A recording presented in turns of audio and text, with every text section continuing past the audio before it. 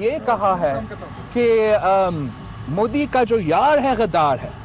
میں کبھی بھی نہیں سوچ بھی سکتا ہوں کہ میں اس ملک کا الیکٹڈ وزیر اعظم کو غدار کا الفاظ اس کے لیے یوز کروں. میں شہید محترمہ بینظیر بھٹو کا بیٹا ہوں. میں یہ کیسے کر سکتا؟ میں نے کہا تھا کہ مودی کا یار کو ایک دھکا اور دو. That too within the context of آپ نے اس کو اپنا گھر میں لے آ کر بیٹی کی شادی میں لے آ کر یہ امیج دیا تھا. لیکن غدار کا لفظ کبھی بھی نہیں استعمال کریں. میرا وزیر اعظم کے ساتھ بہت اختلافات ہیں. I disagree with him on his conduct of foreign policy, on his conduct of counter-terrorism, on his conduct in this state. But he is a patriotic Pakistani and he is a democratically elected Prime Minister of Pakistan. جی ناظرین، آپ نے بلاول صاحب کو سنا اور میں نے تمام پچھلی تقاریر نکالی اور اس میں غدار کا لفظ ڈھونڈنے کی کوشش کی لیکن وہ نہیں ملا. لیکن کل پارلیمنٹ میں جوائنٹ سٹنگ کے دوران کچھ نعرے لگے، وہ کیا تھے؟ آئیے ذرا سنتے ہیں.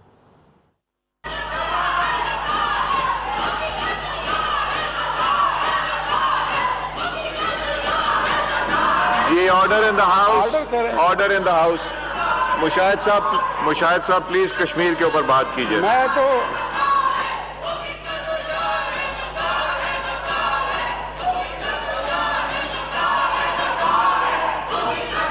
Order in the house, order in the house please تشریف رکھیں.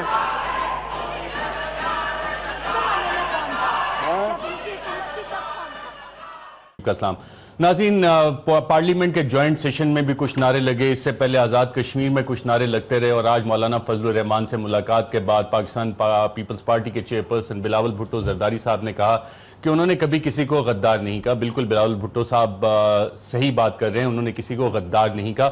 مودی کا یار یقیناً وہ کہتے رہے اور آج بھی اپنی بات پہ قائم تھے. سوال یہ کہ مودی کا یار پھر کس کو کہہ رہے تھے اور مودی کے یار کہنے کا مطلب کیا تھا. یہی سلوگنز ہم نے پارلیمنٹ کے جوائنٹ سیشن جو تھا اس میں بھی سنے، کشمیر کے حوالے سے تھا اور وہاں پہ یہ نعرے لگے جب سینیٹر مشاہد اللہ خان صاحب نے گفتگو شروع کی. اس کے ساتھ ساتھ ناظرین ایک خبر ڈان اخبار میں سرل المائدہ جو کہ ایڈیٹوریل رائٹر بھی ہیں، ڈان کے ایک سینئر صحافی ہیں، انہوں نے دی. اس کے بعد یقیناً جیسے کہ ہوتا ہے کوئی بڑی خبر آ جائے تو ہر طرف سے اس کی تردید آتی ہے. اس خبر کے ساتھ بھی یہی ہوا، اس کی بھی تردید آ گئی اور نشانہ ہمیشہ اس رپورٹر کو بنایا جاتا ہے جو کوشش کرے کہ جی کچھ سٹوری اس حوالے سے لے کے آئے جو تھوڑی سی سینسٹیو ہو. سرل نے اپنا کام کیا ایز اے جرنلسٹ، لیکن سارا غصہ نزلہ ڈان اخبار اور سرل پہ نکلا. لیکن سرل سے میری ابھی پروگرام سے کچھ دیر پہلے بات ہوئی، اس نے کہا کہ جی میں اپنی سٹوری پہ 100% قائم ہوں. سرل المائدہ یقیناً ایک اچھے صحافی بھی ہیں اور وہ اپنی سٹوری پہ قائم ہیں کہ جناب انہوں نے جو خبر دی بالکل صحیح دی. تو سوال یہاں پہ یہ اٹھتا ہے کہ رپورٹر نے تو اپنا کام کیا، تو یہ خبر پھر کون انٹرسٹڈ تھا کہ اس طرح کی خبر آئے اور اس سے امپریشن کا کیا گیا؟ کیا امپریشن یہ گیا جس طرح کہ بھارتی میڈیا نے اس کو اٹھایا کہ پاکستانی فوج اور آئی ایس آئی کوئی پرسکرائبڈ آرگنائزیشنز ہیں ان کی ابھی بھی سرپرستی کر رہی ہے؟ اس طرح کا میسیج انٹرنیشنلی کنوے کیا گیا. کون یہ چاہ رہا ہے سول ملٹری تعلقات کی پاکستان میں ایک ہسٹری، اور خصوصاً نواز شریف صاحب کی حکومت آنے کے بعد وہ ہسٹری ہمارے سامنے ہے، جبکہ حکومت یہ کہتی ہے، پرویز رشید صاحب آن دا ریکارڈ ہیں، حالانکہ جلسوں میں نعرے وہ کچھ اور لگاتے ہیں لیکن آن دا ریکارڈ کہتے ہیں جی سول ملٹری تعلقات بہت اچھے ہیں، سارے ایک ہی پیج پہ ہیں. میں اپنے پینلسٹ کا ناظرین آپ سے تعارف کروا دوں. اسلام آباد اسٹوڈیوز میں ہمارے ساتھ موجود ہیں علی زیدی صاحب، پاکستان تحریک انصاف سے ان کا تعلق ہے. ان کے ساتھ تشریف فرمائے لیفٹیننٹ جنرل ریٹائرڈ امجد شعیب صاحب. ان کے ساتھ تشریف فرمائے ہیں فیصل کریم کنڈی صاحب، سینئر رہنما ہیں پاکستان پیپلز پارٹی کے. جنرل امجد شعیب صاحب، ایک تو میسیج کیا دیا گیا کیونکہ سرل کی جو خبر ہے اس حوالے سے رپورٹر نے تو اپنا کام کیا، اس خبر کے پیچھے یقیناً جو بات چیت ہے اس طرح کی بات چیت کچھ نہ کچھ تو پیرائی میں ہوئی ہوگی، کانٹیکس کچھ نہ کچھ تو ہوگا کہ تبھی خبر آتی ہے. کہا جاتا ہے کہ جہاں پہ دھواں ہوتا ہے وہاں پہ کہیں نہ کہیں آگ ضرور ہوتی ہے. تو یہ آگ لگی کہاں پہ ہوئی ہے؟ بسم اللہ الرحمن الرحیم. میں تھوڑے 2-3 اس کے اسپیکٹ پہلے پریمبل کے طور پہ ذکر کروں. پہلی بات یہ کہ پرائم منسٹر کے ساتھ جب چیف آف آرمی اسٹاف اور D G I S I یا بڑے سینئر لوگ بیٹھ کے میٹنگ کرتے ہیں تو جو اس کے مندرجات ہوتے ہیں وہ سیکرٹ ہوتے ہیں. اس کی لیکیج جو ہے یہ کرائم ہے. جس کسی نے لیک آؤٹ کیا اس نے ایک جرم کیا کیونکہ اس کا فائدہ آپ کے دشمن کو پہنچتا ہے، وہ ایکسپلائٹ کرتا ہے. اور جس نے یہ کیا اس کی نیت یوں نظر آتی ہے کہ وہ اپنے اداروں کو لیٹ ڈاؤن کرنا چاہتا ہے، جو کہ صورتحال کے بالکل برعکس ہے کہ وہ آپ کے اداروں کی تذلیل چاہتا ہے، آپ کے اداروں کو انٹرنیشنلی بے توقیر کرنا چاہتا ہے. چنانچہ اس قصے کی آئی ایس آئی کے حوالے تحقیقات کرنی چاہیے تاکہ یہ شخص پکڑا جائے جس نے یہ لیک کی, اندر کی میٹنگز کے جس نے دی. Freedom of expression, freedom of press بھی ہے ملک میں, وہ اپنی جگہ وہ پہ, بات تو آ گئی سٹوری, لیکن وہ ٹھیک ہے کہ کانٹینٹس ہیں اور لیک ہوتی ہے, اگر لیکیج بند ہو جائے تو صحافی کیا کریں گے؟ نہیں میں صحافی کی بات نہیں کرتا. دیکھیں نا, بات یہ ہے کہ ریاست کے اپنے راز بھی ہوتے ہیں, اور راز جو ہیں وہ صحافی بے شک ڈھونڈتا رہے, لیکن جن کی ذمہ داری ہے وہ انڈر اوتھ انہوں نے چھپانے ہوتے ہیں. جب اس میں کوئی سٹیٹ سیکرٹ تھا؟ اس میں سٹیٹ سیکرٹ ہے کہ آپ نے اس میں بہت ساری باتیں ہیں جو میں آگے آپ کو بتاتا ہوں جو سیکرٹ تھیں. اب چیز یہ ہے, اگر نہ بھی ہو تو کیا آپ اپنے اداروں کو, آپ کی فوج, آپ کی آئی ایس آئی, ان کی تذلیل کر سکتے ہیں, ان کو آپ متنازع بنا سکتے ہیں؟ یہ آپ کے ملک کے دفاع میں کیا اس کے لیے مناسب ہوگا؟ یہ چیزیں جو ہیں ان کا, اگر کل آج یہ چیز وہاں سے لیک آؤٹ ہوئی ہے, کل اس سے بڑی کوئی اور ہو سکتی ہے. یہ تو جب تک آپ باندھیں گے نہیں کہیں, یہ خطرات موجود رہیں گے. اور ایک کلپریٹ موجود ہے اس میں, جو شیطان جس نے کہ یہ سارا پھیلایا باہر نکل کے, اس کا پکڑا جانا بڑا ضروری ہے, کیونکہ اس کے اوپر پاکستان کے سیکرٹ ایکٹ کے تحت یہ ہمارا مقدمہ بنتا ہے. اس کو سزا ہونی چاہیے اور یہ تحقیقات آئی ایس آئی کے ذریعے کروانی چاہیے, پہلی بات. دوسری چیز یہ ہے کہ اس میں جو جس سٹوری کی آپ بات کر رہے ہیں اس میں 2-3 چیزیں پرومیننٹ اس میں یہ الزام لگا کہ جی شاید آئی ایس آئی یا فوج, جو امپریشن ایک دیا گیا, اور انڈیا نے بھی اس سٹوری کو, انڈین میڈیا نے بھی اسی طرح اٹھایا کہ جی پروسکرائبڈ آرگنائزیشن کی سرپرستی یہ کرتے ہیں, ان کے خلاف کاؤنٹر ٹیررزم ڈپارٹمنٹ یا seven law enforcement agencies action کرنا چاہتی ہیں, وہ نہیں کرنے دیتے. اچھا, اس میں میں اس کا وضاحت دے دوں. دیکھیے بات یہ ہے کہ 2004 میں جنرل مشرف کے دور میں یہ طے ہوا کہ جی یہ جتنے بھی جہادی شادی ہیں ان کو اٹھوا دیا جائے, اور جنوری 2004 میں یہ انڈیا کو بھی کنوے کر دیا گیا کہ جی یہاں سے بھی کوئی لوگ نہیں جائیں گے. چنانچہ ان کے کیمپ شیمپ یہ وہ ساری چیزیں وہاں سے ختم کر دیں. پھر بھی چند لوگ کو شاید پرائیویٹلی اس قصے کو کرتے رہے, روگ ایلیمنٹ بن جاتے ہیں. جب آپ نے بند کرایا, آپ نے روگ ایلیمنٹ کا ذکر کیا, کوئی روگ آرمی کے اشتہار کارگل وار کے بعد بھی چھپائے گئے تھے, وہ بالکل چھپائے گئے تھے, وہی انہوں نے کیے تھے. اچھا, میں ابھی اب بتاتا ہوں, الزام ہے ان کے اوپر یہ. اچھا, اب آپ دیکھیے کہ اس میں ان جہادیوں میں سے ساؤتھ پنجاب کے وہ جو بنے پنجابی طالبان, وہ انہی میں سے بنے تھے جو کشمیر میں کرتے تھے, اور ہم نے جب ان کو سب کو روکا وہ ہمارے خلاف لڑنا شروع ہو گئے. سو یہ ایک ثبوت ہے کہ ابھی ہم ان کو نہیں چاہتے تھے کہ یہ اب کریں. دوسری بات ہوئی کہ جب ہمارے ڈی جی آئی ایس آئی, ابھی میری اطلاع کے مطابق یہ آتے پہلے دن سے انہوں نے کہنا شروع کیا کہ جی ان کو روکیں, جہادی ایلیمنٹس کو, کیونکہ ہم ان میں سے کسی کے کوئی ذمہ دار نہیں ہے, نہ ہم ان کے مدرسے گرا دیں, ان کو پکڑ کے پھانسیاں دے دیں, اندر ڈال دیں, جو جی چاہے کریں. پھر اس سال اپریل میں میری اطلاع کے مطابق حکومت کو آئی ایس آئی کی طرف سے 2 پلانز دی گئی, کیونکہ جس دن سے نیشنل ایکشن پلان شروع ہوئی ہے, آئی ایس آئی یہی رونا روتی رہی ہے کہ جی ان کی وجہ سے باہر امپریشن خراب ہوتا ہے, آپ ان کو روکیں. اچھا, اب جناب جب وہ 2 پلانز دی گئیں اور وہ اپریل کی پڑی ہوئی ان کے پاس, پروونشل گورنمنٹس آگے ہلنا نہیں چاہتی تھی. کیوں؟ کہ ان کے اپنے سیاسی مقاصد ہیں. یہ دونوں تنظیمیں جن کا زیادہ رونا وہ تو پنجاب میں ہیں, جیش محمد بھی اور لشکر طیبہ بھی. آپ پیٹتے رہیں کہ جی وہاں رینجرز آپ لگائیں, رینجرز کو آپریٹ کرنے دیں, آج دن تک آپ نے نہیں کرنے دیا. اور رینجرز اگر آپریٹ کرتے تو اس میں آئی ایس آئی اور آرمی کے پاس فلیکسیبلٹی ہوتی ان کو پکڑنے کی. پھر انہوں نے کہا, آرمی نے کہا کہ جی یا ہمیں لیگل کور دے دیں, ہم آپریٹ کریں, اگر لیگل کور نہیں دینا تو پھر آپ کچھ کریں. اور یہ پلانز ہیں 2, اور پلانز میں ان کو ایک مین سٹریمنگ کا تھا کہ جن سب لوگوں کو مین سٹریم میں لائیں, ان کو پالیٹکس میں ڈال دیں, رفع عامہ کے کاموں میں ڈال دیں, ان کاموں سے روکیں.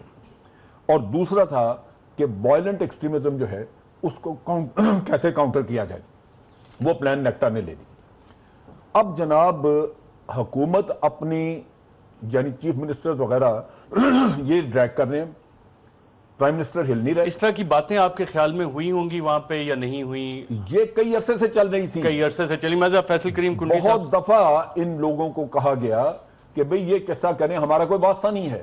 لیکن آپ دیکھیں, ابھی اگلے آپ گیسٹ پہ جا رہے ہیں, میں صرف آپ کو اتنا عرض کر دوں, مشکل یہ ہے کہ ہمارے لوگ جو ہے, ہمارے پرائم منسٹر, یہ انڈین پروپیگنڈا پہ زیادہ یقین کرتے ہیں ہمارے حکومت والے, بجائے اپنے لوگوں کے بیانات پہ.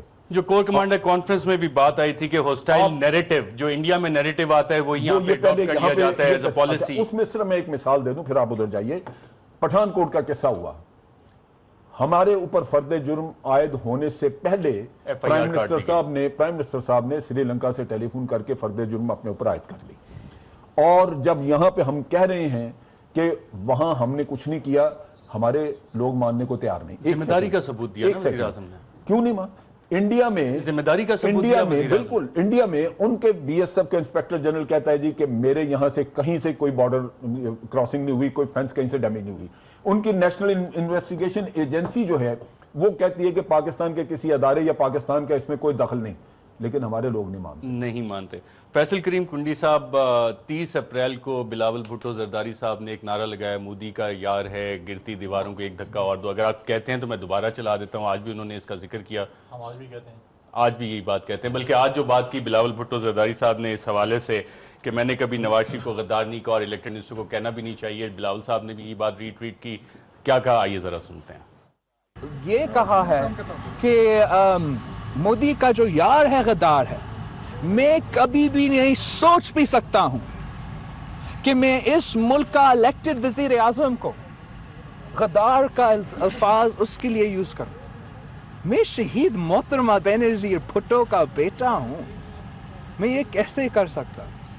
میں نے کہا تھا کہ مودی کا یار کو ایک دھکا اور دو, that too within the context of آپ نے اس کو اپنا گھر میں لے آ کر, بیٹی کی شادی میں لے آ کر یہ امیج دیا تھا. لیکن غدار کا لفظ کبھی بھی نہیں استعمال کریں. میرا وزیر اعظم کے ساتھ بہت اختلافات ہیں. I disagree with him on his conduct of foreign policy, on his conduct of counter-terrorism, on his conduct in this state. But he is a patriotic Pakistani and he is a democratically elected Prime Minister of Pakistan. جی ناظرین, آپ نے بلاول صاحب کو سنا اور میں نے تمام پچھلی تقاریر نکالی اور اس میں غدار کا لفظ ڈھونڈنے کی کوشش کی لیکن وہ نہیں ملا. لیکن کل پارلیمنٹ میں جوائنٹ سٹنگ کے دوران کچھ نعرے لگے, وہ کیا تھے آئیے ذرا سنتے ہیں.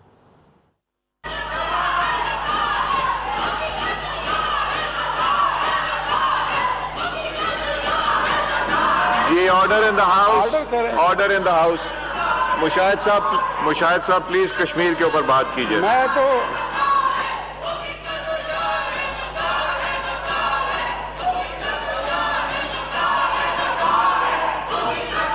Order in the house, order in the house please تشریف رکھیں.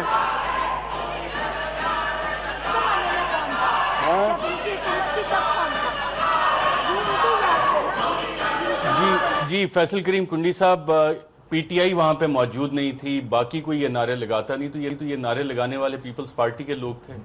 بسم اللہ الرحمن الرحیم, بالکل پیپلز پارٹی کے لوگ تھے. ہمارے بھائی پی ٹی آئی کے دوست علی زیدی صاحب وغیرہ کی پارٹی جو ہے وہ نہیں آئی, انہوں نے بائیکاٹ کیا. حالانکہ ہم یہ بھی ایک لمبی ڈیبیٹ ہے کہ بائیکاٹ کیوں کیا. جب آپ چلیں وہ تو ڈیبیٹ ہے, ذرا اس پہ آ جاتے ہیں. چیئرمین آپ کی بات کہہ رہے ہیں. ایک تو پہلی بات تو ہے کہ definitely as a deputy speaker میں پارلیمنٹ کی بات کروں گا تو وہاں پہ نعرے لگانا مطلب ہے کہ نعرے آپ نہیں لگا پارلیمنٹ کے فلور پہ الیکٹڈ وزیر اعظم کو آپ کا چیئرمین یہ بات سوچ بھی نہیں سکتا, آپ کی پارٹی وہاں پہ نعرے لگا رہی ہے. اب میں جواب تو دے دوں نا, اب تھوڑا سا بات کریں نا. دیکھیں پارلیمنٹ کے فلور پہ آپ نعرے نہیں لگا سکتے, لیکن ماضی میں ہوتے رہے ہیں, نعرے بھی لگائے گئے ہیں, سسٹم بھی وہ ہے. لیکن مشاہد اللہ صاحب کیوں شرمندہ سے ہوتے ہیں؟ یہ بھی کہتے ہیں کہ مودی کے یار غدار ہوگا, ملک کا جو غدار ہوگا وہ غدار ہے. ٹھیک ہے, مشاہد اللہ صاحب کیوں اپنے مطلب ہے کہ نیچے دیکھ رہے تھے, بولتے نا کہ بالکل غدار ہے جو مودی کا یار ہے, یہ کیوں اپنے اوپر لے رہے تھے؟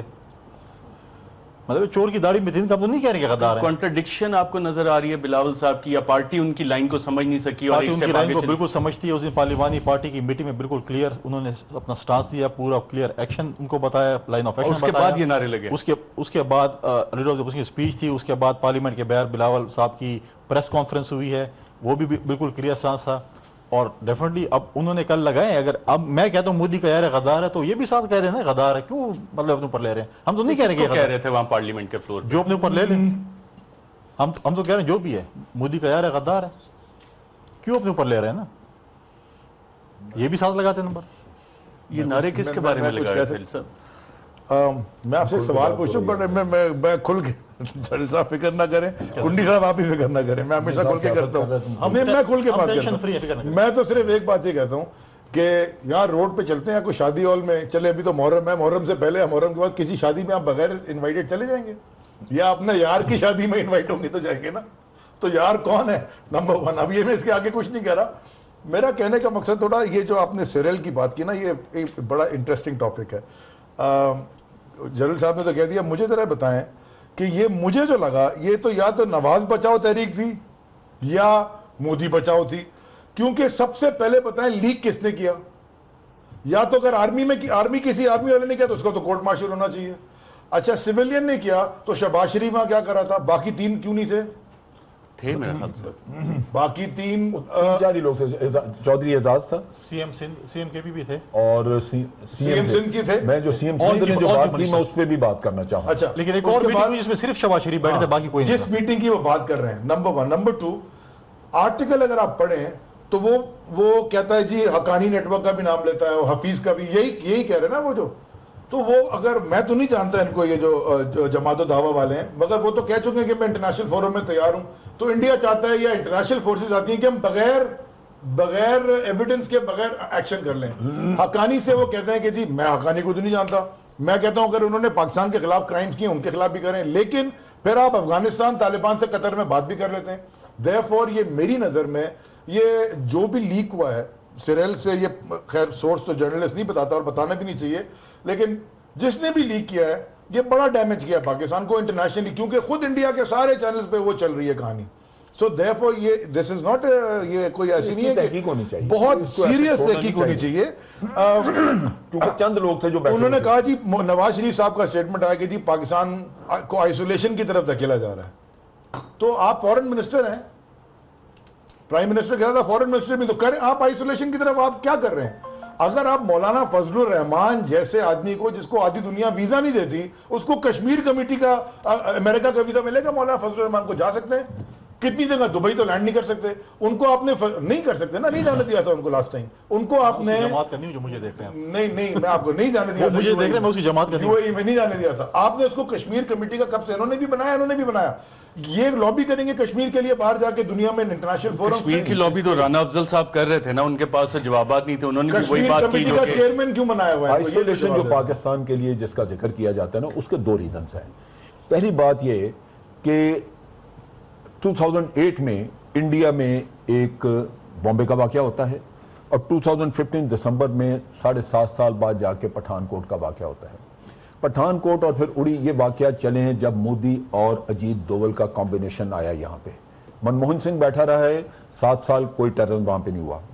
لیکن ان 7 سالوں میں جب پاکستان کے اندر 3-4 ہزار ٹیررسٹ, آج تو آپ کہتے ہیں نہیں اڑی ہو گیا, لیکن جب 7 سال میں کچھ نہیں وہاں ہوا, اور ہمارے ہاں 3-4 ہزار ٹیررزم کے واقعات ہوئے, 50-60 ہزار لوگ مارے گئے, اور اس خون خرابے کے باوجود انڈیا پوری دنیا میں باور کرانے میں کامیاب ہو گیا کہ پاکستان ایپی سینٹر ہے ٹیررزم کا. یہ کوئی آج کی بات نہیں ہے. انڈیا یہ اس خبر سے انٹرنیشنل, ایک اور چیز ہے, ایک سیکنڈ ذرا, جب انڈیا یہ باور کرانے میں کامیاب ہوا تو یہ آپ کی ڈپلومیسی کا فیلئر ہے یا کسی اور چیز کا فیلئر ہے؟ جب آپ ادھر کچھ ہو ہی نہیں رہا پھر بھی وہ آپ کو ٹیررسٹ کہہ رہے ہیں, تو آپ, اچھا ایک سیکنڈ, ان کے منہ میں زبان نہیں ہے, یہ لیڈر کہہ نہیں سکتے تھے کہ جی اگر ہم ٹیررزم کروا رہے ہوتے تو یہ 50-60 ہزار انڈیا میں مرے ہوتے, اگر ہم ٹیررزم کروا رہے تھے تو پھر کچھ نہ کچھ 50-60 کچھ تو واقعات ہوئے ہوتے. کبوتر پکڑتے ہیں تو انٹرنیشنل لوگ ہمارے پکڑ کے نام نہیں لے سکتے, یہ تو مجرم کا توق خود گلے میں ڈال کے پھرتے ہیں. آپ کہہ رہے ہیں بات کہاں سے لیک ہوئی, تو آپ ماضی کا ریکارڈ چیک کر لیں, شاید آپ کے پاس وہ کلپ بھی پڑھیں جو مشاہداللہ نے ایک پریس ٹاک کی تھی, کون سی کنٹری میں کی تھی, جب انہوں نے کچھ لیک, بی بی سی کو ایک انٹرویو دیا تھا شاید, ملک سے باہر ہی کی تھی, جس کے بعد ان سے وزارت چھین لی گئی تھی. بی بی سی کو اسلام آباد میں انٹرویو دیا تھا. نہیں, I think it was not Islamabad, out side country تھا کہیں پہ, اب مجھے ابھی یاد, انٹرویو اسلام آباد میں دیا تھا, خود ملک سے باہر چلے, ملک سے باہر تھے. تو ماضی کا ریکارڈ دیکھ لیں, کیا کون لیک کرتا ہے خبریں. ابھی آپ ڈھونڈ رہے ہیں کہ مطلب کھوجی لگی, میں تو یہ ڈھونڈ نہیں رہا, میں تو اس خبر پہ جا رہا ہوں کہ اس سے ایک انٹرنیشنل جو امپریشن گیا, آپ نے کیا خبر لیک ہوئی نا.